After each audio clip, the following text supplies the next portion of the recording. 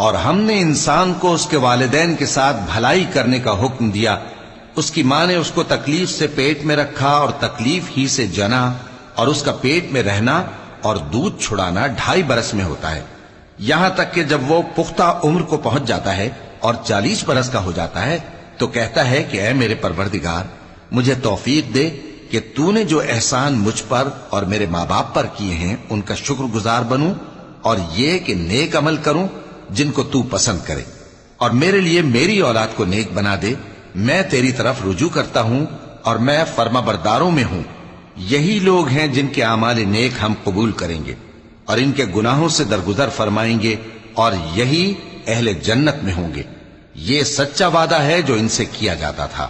اور جس شخص نے اپنے ماں باپ سے کہا کہ میں تم سے بیزار ہوں، کیا تم مجھے یہ بتاتے ہو کہ میں زمین سے نکالا جاؤں گا، حالانکہ بہت سی قومیں مجھ سے پہلے گزر چکی ہیں؟